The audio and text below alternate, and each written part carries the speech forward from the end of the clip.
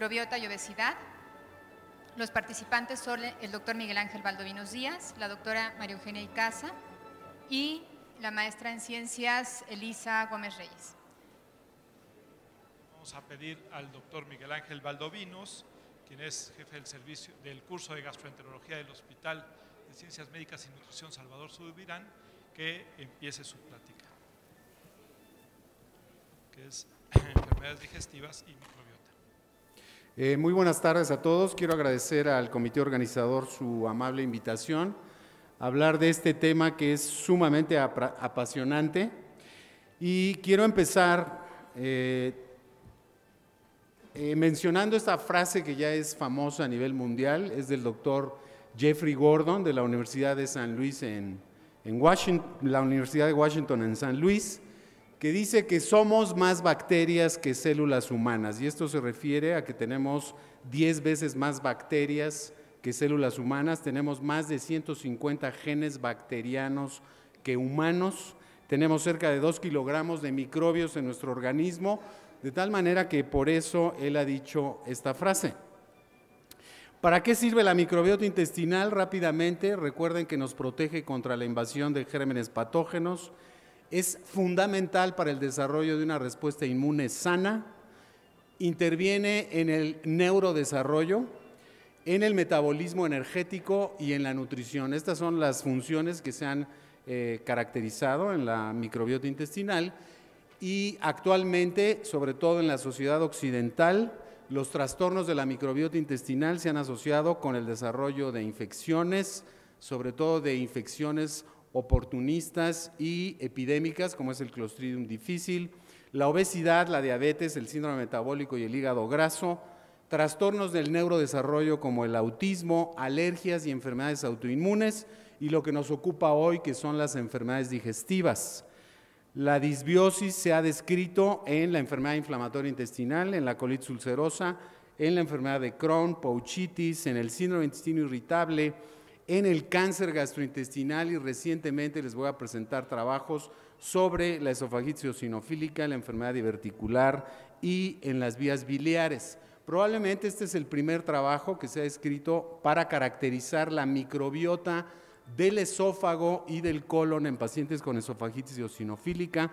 Este es un estudio que se realizó en 18 sujetos sanos, 7 pacientes con enfermedad por reflujo, 8 pacientes con esofagitis eosinofílica no tratada, 7 con esofagitis eosinofílica tratada y también como controles en enfermedad inflamatoria intestinal tratada y no tratada. Se tomaron muestras del esófago y en el colon mediante cepillados y biopsias, se hizo una secuenciación de alto rendimiento con el gen 16S-RNA.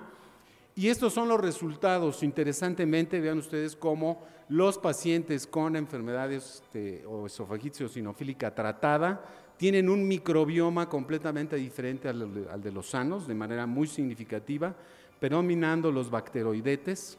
Interesantemente, y esta es una hipótesis muy importante que se está manejando en enfermedad por reflujo, parece ser que el microbioma de los pacientes con enfermedad por reflujo es diferente de los sujetos sanos y a su vez los pacientes con enfermedad por reflujo tienen un microbioma también diferente de los pacientes con esofagitis eosinofílica.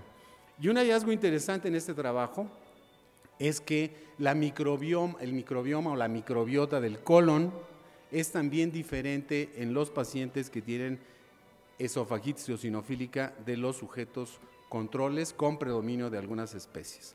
De tal manera que esto establece por primera vez diferencias en el microbioma en esta entidad y se necesitan estudios para saber cuál es la fisiopatogenia que ejerce estas diferentes bacterias en el esófago. Por primera vez también se ha experimentado tratando de caracterizar la microbiota de las vías biliares. Desafortunadamente este primer trabajo es un estudio de serie de casos, no es un estudio de casos y controles, en donde se estudia la microbiota de 58 pacientes con carcinoma de vías biliares, pancreatitis crónica, coleocolitiasis y estenosis de la vía biliar. se analizan muestras obtenidas de la colangiopancreatografía endoscópica y se hacen técnicas moleculares, y estos son los filotipos encontrados en las vías biliares de estos sujetos. Como ven ustedes, predominan los pseudomonadales y las enterobacterias. Cabe mencionar que muchos de estos pacientes habían sido sometidos a manipulación endoscópica de las vías biliares.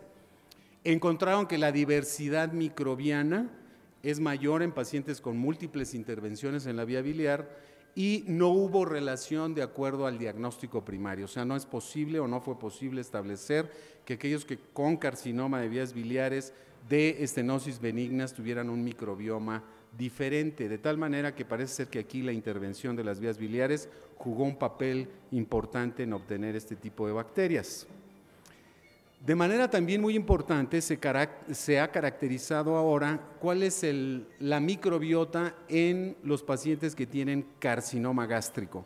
Este es un estudio oriental por obvias razones, 25 sujetos sanos, se tomaron pacientes con carcinoma gástrico avanzado, estadios 3 y 4, 31 sujetos, se tomaron muestras de mucosa del cardias, del fondo, del cuerpo y del antro, mediante endoscopía o bien en piezas quirúrgicas de especímenes resecados, y se investigó la microbiota con técnicas moleculares. Interesantemente, pensábamos que el ácido gástrico jugaba un papel importante en mantener el estómago estéril, y vean que no. En los sujetos sanos, vean cómo la diversidad y riqueza de la microbiota varía de acuerdo al sitio donde se tomen biopsias. Así, por ejemplo, el cardias y el fondo tienen una mayor diversidad microbiana que las muestras del antro. Por otro lado, el tipo de bacterias también es diferente dependiendo del sitio de donde se toman las biopsias del estómago, y comparando los sujetos sanos con los pacientes con cáncer, vean ustedes cómo la diversidad de microbios en cardias y cuerpo es menor que en los sujetos sanos. Parece ser que esta es una constante en todas las enfermedades. Entre menos diversidad de bacterias tengamos en nuestro intestino, la probabilidad de tener enfermedad es mayor. Y vean ustedes cómo caracterizan algunas especies bacterianas dependiendo si el cáncer se localiza en el antro, en el cuerpo, y esto establece entonces que existe una posibilidad de que otras bacterias diferentes del Helicobacter pylori pudieran jugar un papel en la carcinogénesis del estómago, y también diferentes filotipos bacterianos podrán influir si esto se va a localizar en el cardias, en el fondo o en el cuerpo del estómago. En relación al cáncer colorectal, ya hay mucha investigación al respecto, pero existe una hipótesis de que cierto tipo de bacterias, sobre todo aquellas que producen sulfuro de hidrógeno, son genotóxicas para el epitelio intestinal del colon. Se ha observado en pacientes con carcinoma colorectal aumento en los niveles de la producción de sulfuro de hidrógeno. Se ha observado también una menor eliminación o detoxificación del sulfuro de hidrógeno en pacientes con carcinoma colorectal, y de hecho hay estudios interesantes que muestran que hay abundancia de bacterias específicas en pacientes con carcinoma colorectal, sobre todo las que producen sulfuro de hidrógeno, y es el caso del Fusobacterium nucleatum. En este estudio se analizan todas las bacterias sulfurogénicas que se conocen hoy en día. Aquí están las micrografías de cada una de estas bacterias, y específicamente se resalta la Bilophila wadsworthia, que es también una bacteria que produce sulfuro de hidrógeno. Y en este estudio se comparan sujetos afroamericanos, sujetos sanos sin carcinoma colorectal, contra sujetos con carcinoma colorectal, y los dividen en el carcinoma localizado en el colon derecho o izquierdo, y los resultados muestran que esta especie bacteriana, la Bilophila wadsworthia, es significativamente superior o más prevalente en los pacientes con carcinoma colorectal, a diferencia de otras bacterias productoras de sulfuro de hidrógeno. De tal manera que en este trabajo se plantea la hipótesis de que ciertas bacterias productoras de sulfuro de hidrógeno participan en la carcinogénesis del carcinoma colorectal. Este estudio ya fue presentado por el doctor Raña esta mañana, Recuerden ustedes que el espectro de la diverticulosis se ha ampliado hoy en día. Tenemos por un lado la enfermedad diverticular asintomática y la enfermedad diverticular sintomática, que puede ser con diverticulitis o con la enfermedad diverticular sintomática no complicada. La diverticulitis hoy en día puede dar episodios agudos, o la diverticulitis crónica, aquellos casos que están teniendo episodios recurrentes de diverticulitis. Él presentó ya los detalles del estudio, pero mi impresión del estudio, él nos dejó la idea de que parece ser que no hay diferencias en la composición bacteriana de los pacientes que tienen este espectro de la enfermedad diverticular, y la realidad es que no hay diferencias significativas, pero los autores muestran que hay una disminución en la abundancia relativa de subgrupos bacterianos que están puestos en la diapositiva, y abundancia relativa de otros subgrupos bacterianos, de tal manera que parece ser que sí existen diferencias en la composición microbiana de la microbiota de los pacientes que tienen enfermedad diverticular sintomática no complicada, a diferencia de aquellos que tienen la diverticulosis asintomática. Interesantemente, el metaboloma en orina no mostró diferencias significativas. Por otro lado, hay un estudio muy interesante sobre el síndrome de intestino irritable y el estado uno de los que se ha considerado un biomarcador de esta enfermedad, que es el estado de hipersensibilidad visceral. Ustedes saben que el dolor abdominal es un dato pivote para establecer el diagnóstico de esta entidad. Y este grupo, el grupo del doctor Ringel, hace un estudio en 83 sujetos con diagnóstico de síndrome de intestino irritable según los criterios de Roma III, los compara con 24 sujetos sanos, toma o caracteriza la microbiota en muestras fecales con técnicas moleculares y evalúa la hipersensibilidad visceral utilizando el varostato, siguiendo esta técnica que está mostrada a la izquierda de la diapositiva, y evalúa la gravedad de los síntomas utilizando un cuestionario validado. Evalúa la gravedad global del síndrome, la gravedad del dolor abdominal, la frecuencia del dolor abdominal y la gravedad de la distensión abdominal. Y vean ustedes los datos de la microbiota intestinal. Él establece que hay asociaciones significativas entre filotipos bacterianos y variables clínicas. Establece también que hay varios grupos de bacteroides que correlacionan positivamente con dolor y negativamente con la calidad de vida. Es decir, parece ser que los bacteroides, si abundan en pacientes con síndrome de intestino irritable, tendrán menor dolor abdominal y mejor calidad de vida.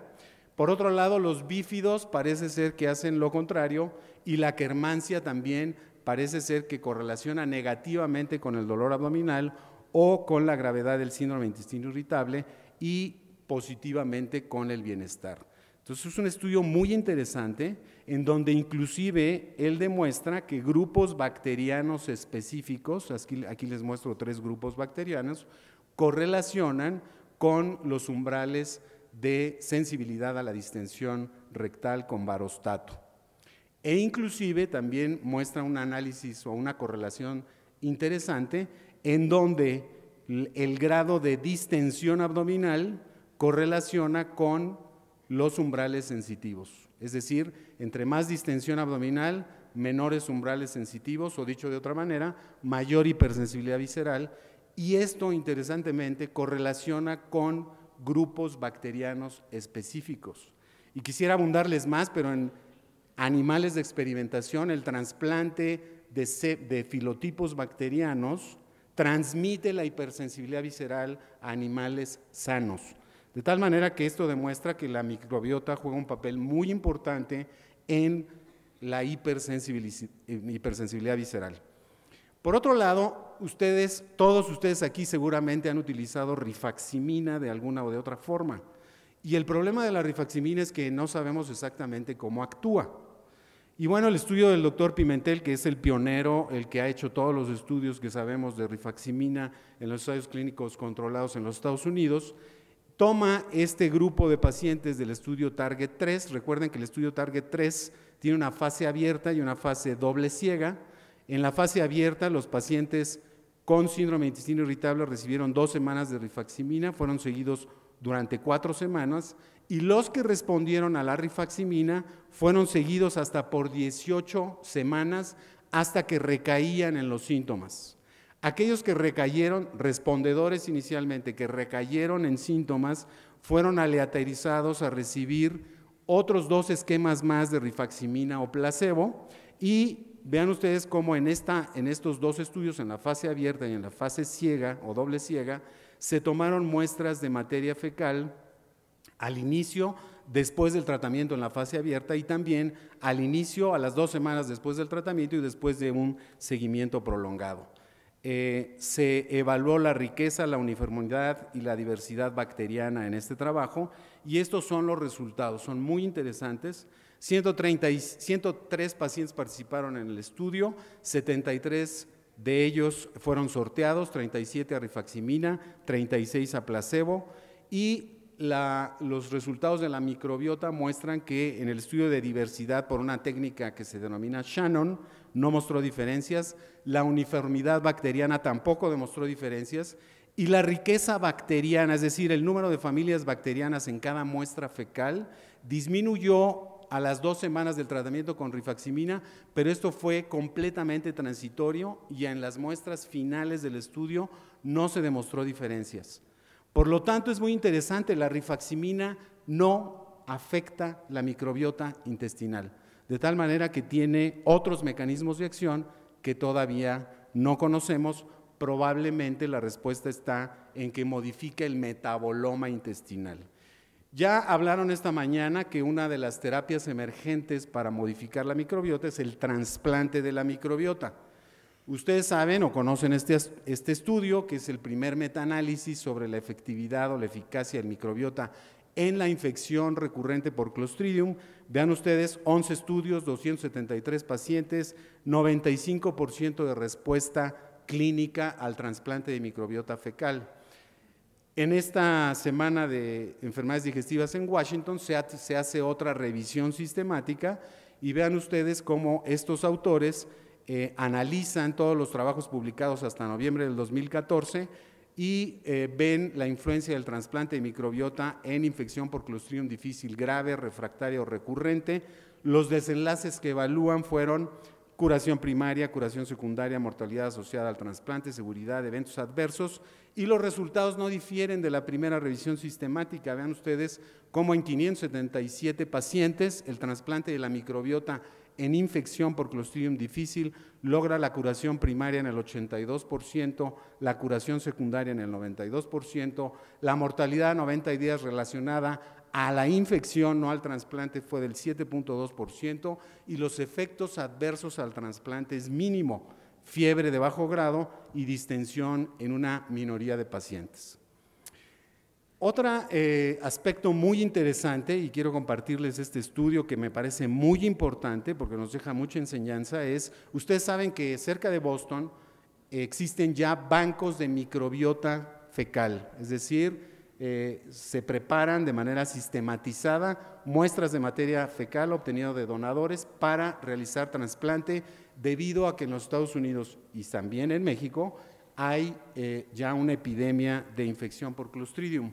Les quiero compartir, la primera autora es la doctora Burns de este banco que se llama Open Biome, y vean ustedes cómo hacen el reclutamiento de los donadores para este banco de microbiota. En primer lugar, hacen una convocatoria, los sujetos se registran y en primer lugar son sometidos a un screening de 10 puntos importantes en donde se incluye la edad, qué tan compromiso tienen de someterse a las pruebas que siguen, etcétera, etcétera.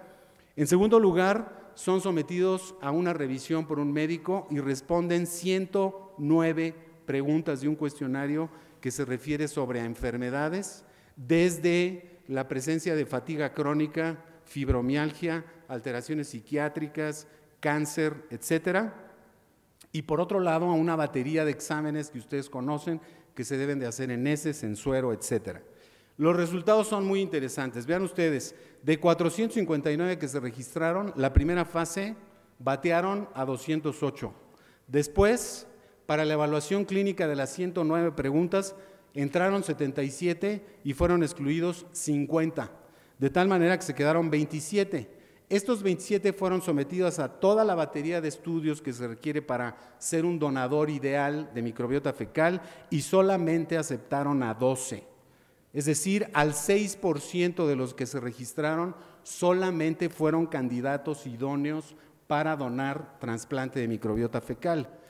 Y vean ustedes las causas. En la primera fase, la mayoría de los pacientes no tienen el compromiso de seguir haciendo las pruebas que se requieren para ser un donador.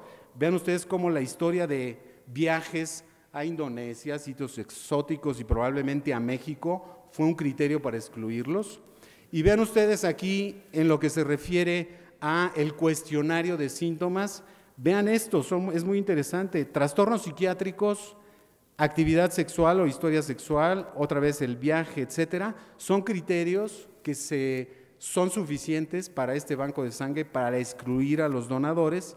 Y ya en los estudios de laboratorio, vean ustedes cómo el rotavirus, la presencia de enterococos resistentes a vancomicina, etcétera, son las causas que excluyen a los sujetos que van a ser donadores o candidatos a microbiota. De tal manera que de estos trabajos les puedo concluir que los pacientes con esofagitis eosinofílica tienen una composición microbiana esofágica y colónica diferente a la de los sujetos sanos.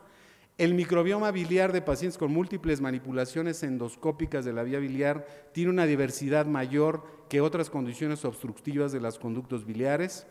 La diversidad microbiana en pacientes con carcinoma gástrico es significativamente menor que en los sujetos sanos y algunos filotipos bacterianos son más abundantes dependiendo de la localización del carcinoma en el estómago. Estas bacterias sulfurogénicas parece ser que juegan un papel en la carcinogénesis en el carcinoma colorectal. El microbioma colónica de pacientes con la enfermedad diverticular sintomática no complicada y la diverticulitis asintomática son diferentes de los sujetos sanos. La composición de la microbiota intestinal en pacientes con síndrome de intestino irritable está relacionada con los estados de hipersensibilidad en estos enfermos. El trasplante de microbiota fecal en esta nueva revisión sistemática sigue siendo efectivo en un 82% curación primaria, 93% en curación secundaria, y este es el mensaje clave. Es muy difícil ser donador para trasplante de microbiota fecal. Solamente el 6% de un reclutamiento sistemático hecho por este banco de sangres se consideran candidatos a trasplante de microbiota fecal. De tal manera que todos aquellos que hayan hecho un trasplante de microbiota fecal, pónganse ustedes a pensar si hicieron un reclutamiento apropiado del donador. Y finalmente, pues gracias por su atención y cuidemos nuestra microbiota.